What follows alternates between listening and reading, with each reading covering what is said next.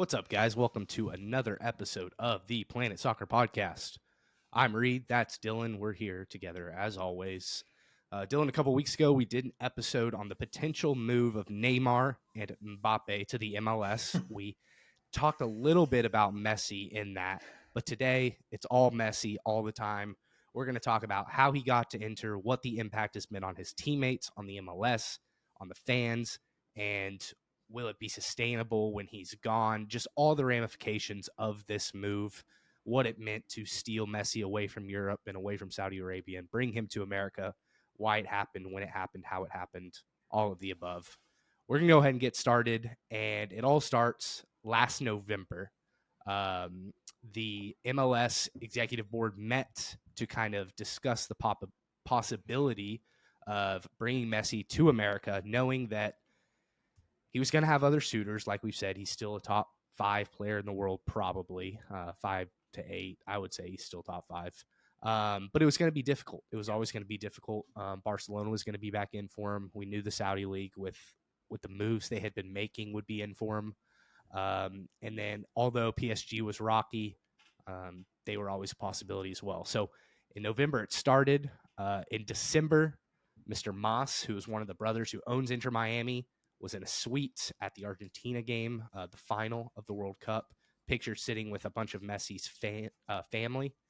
And then finally in April, the MLS board of directors met with Apple in Northern California to put together their plan in place to actually get Messi to America. Dylan, when you started hearing about all these rumors, I feel like it's been rumored for a while.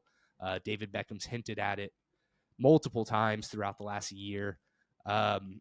What were kind of your initial thoughts? Did you think it was a possibility to bring the greatest player of all time to America? Absolutely not. Yeah, like I didn't think there was a chance in hell that it was going to work. I know we've talked about almost ad nauseum at this point, past guys, the Bales, the Beckhams, all of the past guys that have come to the MLS on the tail end of their career. It gets labeled the retirement league, but like you just said, Messi is not at that retirement league stage in his career. So I had no expectations that it was going to happen. I haven't seen the MLS do enough to try and attract these massive global superstars to believe it was actually possible. It felt like a huge pipe dream. It felt like on the field and legacy wise, it may not have been Messi's wisest move. I think undoubtedly, though, him winning the World Cup in his head likely. That's what I was going to say. He's completed football. Enough. Like he's done. He doesn't have to do anything else. Yeah. This is literally like you've played out 15 years of your FIFA My Player mode, and you're like, I'm bored. I'm going to go to the U.S. now and dominate the MLS. Because in real life, you can't just start a new career. You have to keep going. So that's what Messi's doing. Right. It feels like he's just like got so bored, did everything he could do. He's like, all right, fine. And financially, it made a lot of sense. It always made a lot of sense. We've seen how successful Beckham has been financially because of his decision to move to the MLS. But I truly believe it would not have happened if Argentina did not win the World Cup. I do think he would have likely tried to cement his legacy with a couple other Ballon d'Ors. He would have likely wanted to stay at top end of competition to prep for another World Cup if he's going to play in another World Cup. So, yeah, I didn't think it was possible when I first started hearing about it. Maybe, really World Cup time last year is when we first started truly hearing about it as a legitimate possibility. And at that time, I didn't think it was realistic. Even after him winning it, I didn't think it was fully realistic. But it does make a lot more sense now that he's got a World Cup under his belt. Yeah, absolutely. I think that relieved any pressure of him needing to do anything else, really. That's kind of what that did, I think, in the minds of a lot of people and in his mind. So fast forward, June 7th, 2023, Jorge Mas contacted the MLS confirming that Lionel Messi had decided to join Inter Miami. So the pre-Messi era in the MLS ceased to exist, and on July 15th, he was officially registered. July 21st, he played his first game. I believe it was, I don't remember what round it was. Cruz Azul. Yeah, they were playing Cruz Azul in the League Cup, in a League Cup match. He was subbed on in the 54th minute. He scored a 94th minute winner. Since then, Inter Miami is undefeated. Messi scored at least one in every game. He's already won a trophy, more than Tottenham's won in the last 20 years in 1 month. And he is well on his way to turning the previously last place Inter Miami team into not only a playoff contender, but a playoff favorite and potentially a dynasty for as long as he's there. He hasn't done it alone. He's brought over some friends, but this episode, for the most part, is about Messi. We'll touch on the impact on his teammates a little bit later. And I know, there's been a whole lot of talk about Messi to America and what it's done, but I want to kind of give our perspective from what we've seen over here. For instance, I've seen ESPN homepage headlines, like the first headline is Messi, and I've never seen it soccer before. And I've seen that multiple times since he's come over.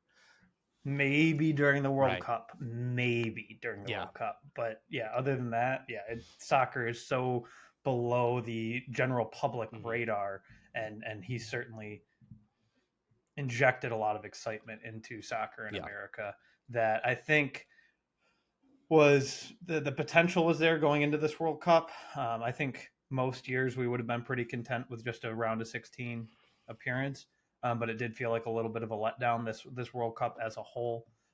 So it kind of stymied some momentum that we were trying to build with American soccer, and then Messi comes in 6 months later and picks up right where we thought we would be, and tenfold on where we thought we would be.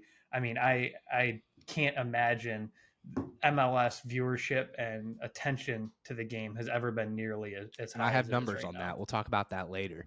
I want to start off with what it means for Messi. What does it mean for him and his family? Why did he come over here with the previously mentioned other suitors? I think first and foremost, you have to look at Lionel Messi and the player and public figure he's been over the last 20 years. He's not Cristiano Ronaldo. He doesn't do a whole lot of interviews. He doesn't want the spotlight. He has, I think, 80 million followers on Instagram. He'd probably be fine with 300.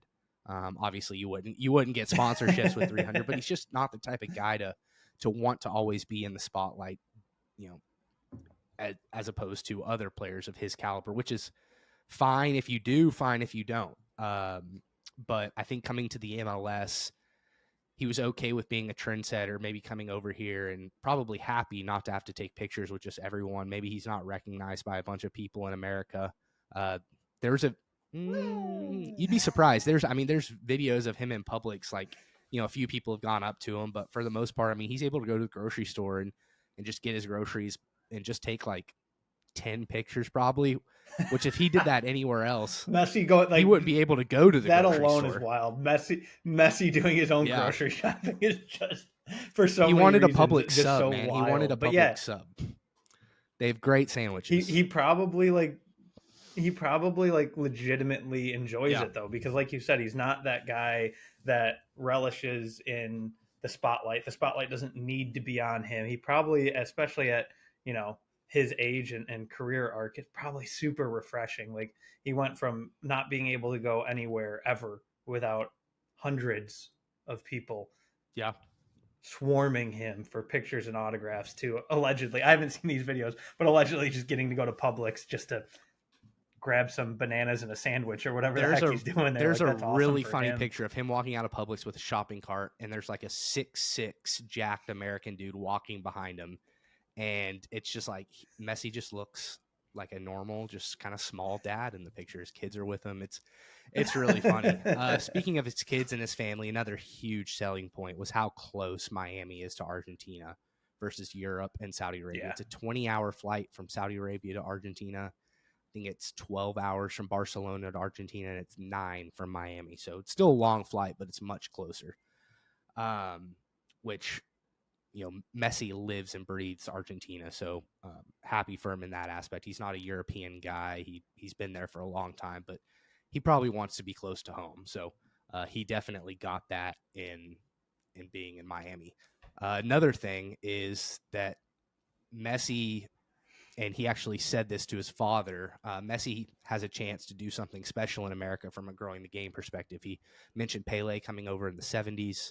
And then David Beckham coming over in 2007, and he feels that he can really take that next step in growing the game in America. And what does he care about the growth of the game in America? Well, he's an ambassador for the sport. He wants the game to grow. He wants to see everybody plays soccer.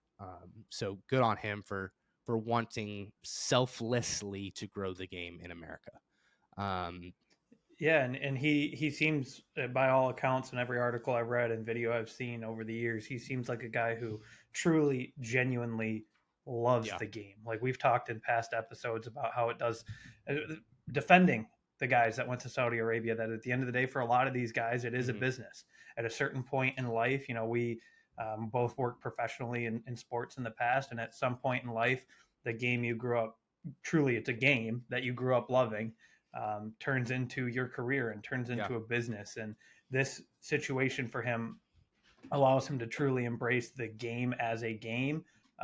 But by no means is it financially a poor decision for him. There are certainly positive financial impacts for him, but it does allow him to do it in a way that is probably a little bit more intrinsically rewarding. And he truly, deep down, does seem like a guy who truly loves the game of soccer and would want to grow it any and everywhere possible. And I think America is the perfect fit for that. Yeah, absolutely. It is worth noting at the end of the day, he did want to go back to Barcelona.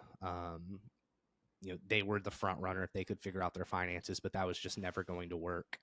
But the finances weren't at the forefront of his mind. If it was the U.S., Inter Miami would have been fourth on that list behind Barcelona, PSG, and Saudi Arabia. But he is here. He has won every game he's played in. He scored every goal. What does it mean for the MLS? I see a lot of people talking about Messi coming over here, dominating. I even saw a tweet, will Messi pull his Zlatan and just decide, actually, I am too good for this. I'm going to go back to Europe. Yeah, I saw that. Will that happen? I don't think so. Messi and Zlatan are completely different people, obviously. Yeah, just polar opposites. Dylan, are you a little bit concerned about the way Messi was paid for, the competitive balance, and kind of the way that Inter Miami will probably just win every game he plays in? So we talked a little bit in that Messi, or I'm sorry, in that Neymar and Mbappe episode about what it could threaten to do to the MLS, and I think we certainly saw that in the League Cup itself. It did seem like, for a lot of reasons, it was slightly, if not fully, rigged for a Messi game in the finals in America, because America was hosting it, and for the foreseeable future will be hosting that tournament. And it just felt like an opportunity to really showcase Messi and get people excited. So from that aspect, I mean, there's been people who have pointed out some certain fouls that have been called against opponents on Messi that were questionable, some no calls on Messi that were highly questionable. So I think there is a slight concern for the competitive balance, but I think that's something that will kind of balance itself out. For lack of a better phrase, there, kind of balance itself out over the next year and a half, 2 years. I think the first thing that comes to mind for me is, in the short term, it does put into question that competitive balance. But I think long term, I do think he has a really unique opportunity to turn the MLS into truly the premier Western Hemisphere league. Yeah. You touched on the proximity to South America, to Argentina, to Brazil, to all of the hotbed that is South American soccer. I think that will open a lot of doors to future guys from Flamengo in Brazil, or River Plate in Argentina, that they go, hey, maybe this move makes sense. If Messi did it and had this success and has enjoyed it, maybe they do go to Europe for a couple of years, but maybe they're guys that come over at 28, 29. Or maybe it's a thing where you can get a 18, 19, 20-year-old who's not quite ready for Europe, but has exceeded the level of play in Brazil or Argentina, to come over to the U.S. for kind of a bridge opportunity to really grow themselves commercially off the field, while also not a huge hindrance to their development. Because if Messi is in this league, it does give the league some validity. So in the here and now, over the next 12 months, probably puts into question a little bit of that competitive balance. But I think that's something that MLS probably recognized, probably doesn't care about, because they get so much viewership out of it, and something I think that has a really good chance to work itself out as more players see that MLS is a plausible career. Yeah, and I think even like 16-year-olds, instead of going over to an academy in Europe and playing on the backfields for 5 years, maybe they come to America for 3 years, play with Messi. I don't know the difference in coaching between the two leagues. Obviously, the on-field product is a little different, but I would like to believe that the coaches in the MLS are just as competent as developing players as they are in Europe. They just don't get the chance because those players are all in European team academies. Um, so the on the field kind of ramifications or impacts are yet to be seen. He's only been here for a month. Miami was the worst team in the league, so we'll see on that. But the big thing, the kind of two sides of the coin, is the financial aspect. You got one side where it's like, okay, well, every team is like playing for Messi or paying for Messi to come over and play against them and beat them. Yeah. But then I'm going to read this quote from an article from The Athletic. It's a quote from Derek Aframe, Executive Vice President and Head of Integrated Marketing at Octagon, who did a study on Messi's impact on the MLS. And he says, while we've talked dollars being significant, I think the halo effect of him and what it means for the entire football ecosystem is key. Anyone in some form or fashion is going to benefit from his presence. And, I kind of look at that. I think before I did a bunch of research, I would say, yeah, I mean, they will benefit, but how much and how much will it be more than or less than the impact of them having Messi come over and just beat them every night? Upticks in jerseys, ticket sales, everything across the board, social media, all of that. However, what will the teams actually benefit from it? And bringing together Apple, Adidas, and the MLS, really bringing together Apple and Adidas, two of the biggest brands in the world, to work together to bring Messi over and really invest in the MLS, because for them to see returns, they can't just invest in the MLS while Messi's here. They have to keep doing it with the amount of money they paid him. So I think that those corporations will see that the MLS is still taken care of. They're going to obviously build off of this Messi marketing machine, but I think they're in it for the long haul.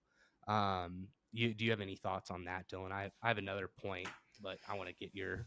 Yeah, no, I think that's the biggest thing, that in the immediate, it puts a lot of credibility on the MLS that they are able, and like we said, they were able to get Messi. So in theory, who can they not get at this point?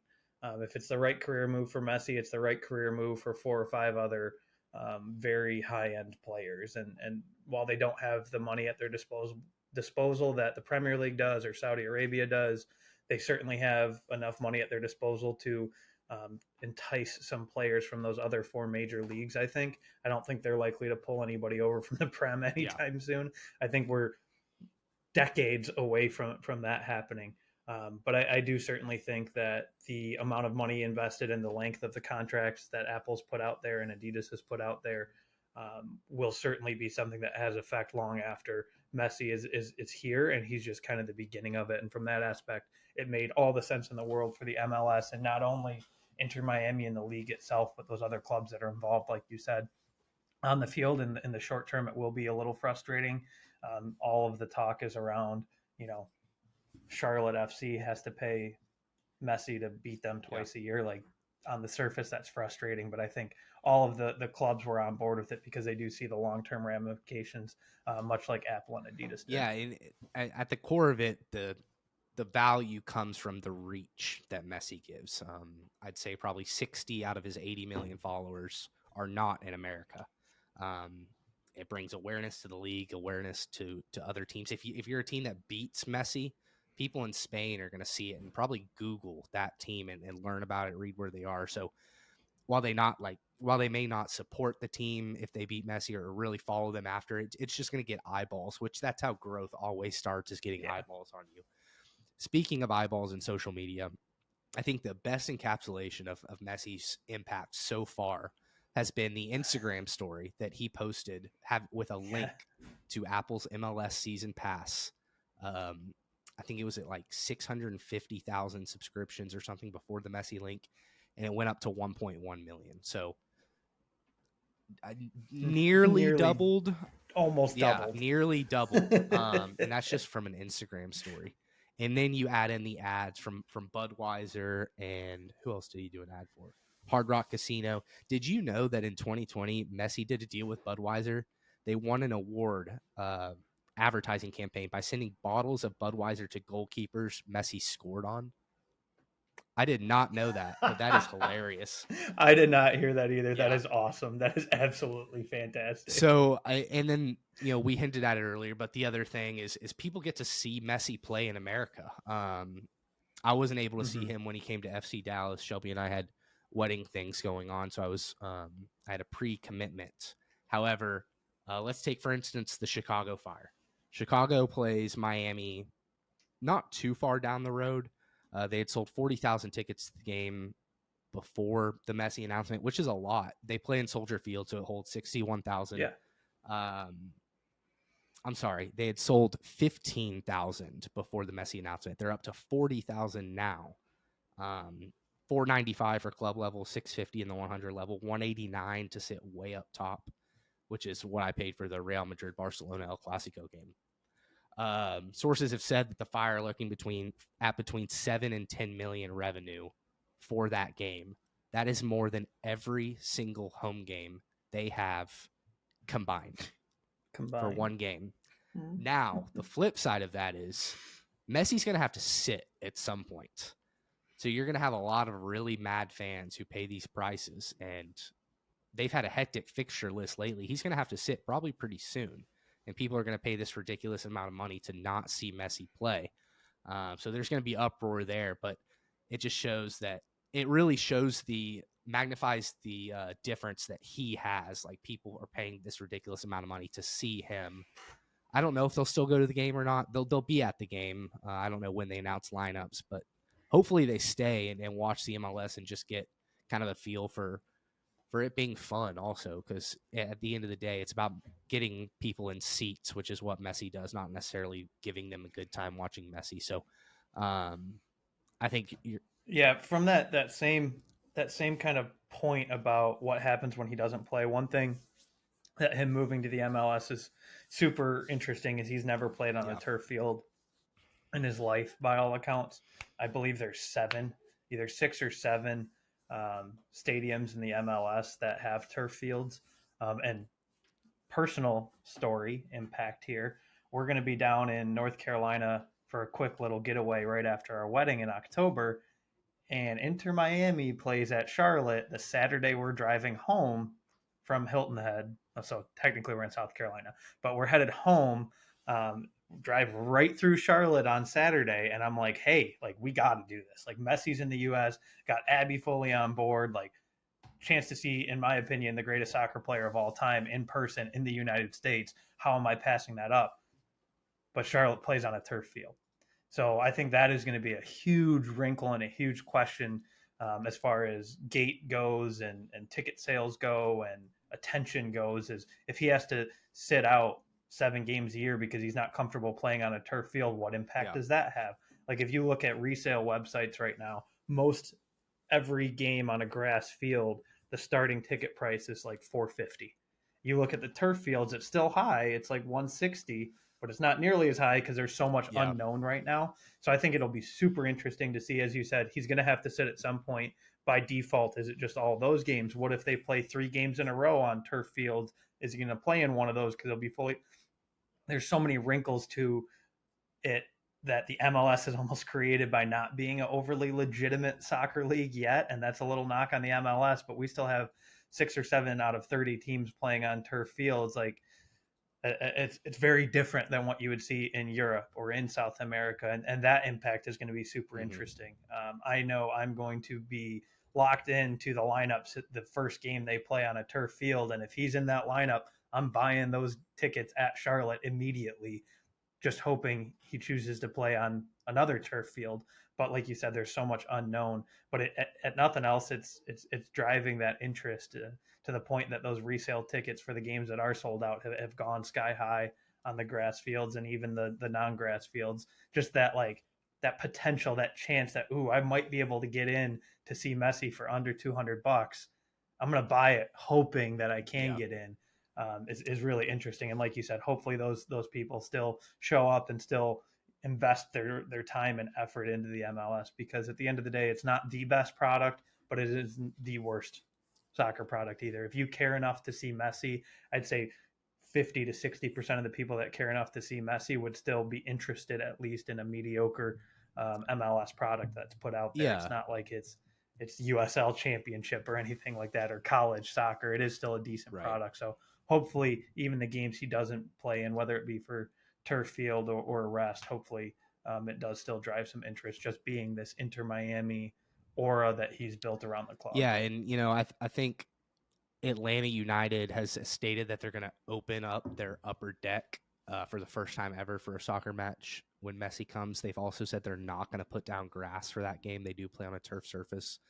So I think that's the first game that will be in question, but I think they've sold close to 70,000 tickets for that game. So it will be interesting. It is worth noting that um, all teams in the MLS have to basically pool together 10% of their profits. So altogether, it will increase the revenue of MLS teams. But like we said at the beginning, are they deciding that, hey, it doesn't really matter if we get beat? It's just, one game, potentially two, unless it's like for a final or something, then you might be a little disappointed. I don't know what the difference is between revenue for the champion and second place, but still even to be seen if Miami's going to make the playoffs. There's a whole host of things to talk about with his impact on the MLS. And if you want to learn more about it, we'll link some articles down below. Take a look at those. They paint a really full picture that we just can't talk about in a 30-minute podcast episode. The last point I want to hit on is what's the impact on Messi's teammates? You've got guys who born and raised in Roanoke, Virginia. I don't know if they actually have a player from Roanoke, but players like that, played maybe private school, high school soccer, went to college, maybe played at Clemson. Now they're in Inter Miami. Now they're playing with Lionel Messi. What does that mean for them? Well, I'll tell you, he's been a great teammate. That's been consensus across the board. They've been shocked at how kind he's been, how involved with the team. He's not only in the WhatsApp group, he participates in it. Like he talks to the guys, he in true veteran fashion, he bought gifts for everyone, things like that. His family's been in and around talking to, players. His wife is very involved with otherwise with the team. They go out to eat and stuff. So he's integrated himself in a way that he's not only like cordial with them, but he's actually involved with the team outside of soccer, which is so great to see. Dylan, I know you have some on the field thoughts about what he's done for his teammates other than just winning games. There's a specific example that I'll let you hit on. Yeah, so Kremaski, U.S. U20 guy, 18 years old, Argentinian descent. I think he's actually a tri-national. Don't quote me on that, but I believe I read somewhere he was a tri-national. He just got a USMNT call-up for the September camp. Now, granted, it's a random September camp. A lot of the European stars aren't being selected in the camp just to give them kind of a break like we frequently see. But he's a guy that since Messi's got there, I think he has 3 assists and a goal. Obviously, he's a solid young talent because he has gotten some U20 caps and is involved in the USMNT side. But I think without a doubt, playing with Messi is an experience that the USMNT staff sees being extremely valuable. He is a guy we're trying to convince to officially commit to us over the other countries he's eligible to commit for. However, I don't know without playing with Messi if he necessarily would have gotten that call up so quick. He's been able to play with Messi, learn from Messi, perform with Messi. And if you're looking to develop young players as a country and as a federation, getting to play with, in my opinion, again, the best player in the history of world soccer is certainly a valuable experience developmentally. Like you said, not only on the field immediately, but off the field, having that veteran leadership, having that relationship built with Messi.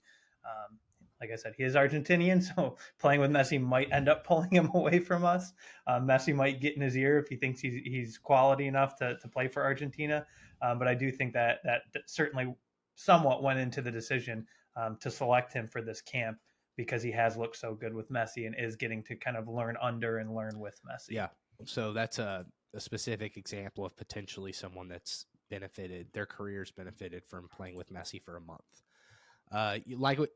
And I think that's something that you, like I said, I think that's something that maybe not necessarily for USMNT is going to keep guys in the MLS, but something that bringing in those 18, 20-year-olds from South America that might not quite be ready for those European selections or European moves. It is super enticing. Well, hey, if this guy's getting an international call up and I'm an 18-year-old Brazilian that I'm not seeing my way into the Brazilian side any soon, maybe I do go play in the MLS for a couple years to play against or play with Messi.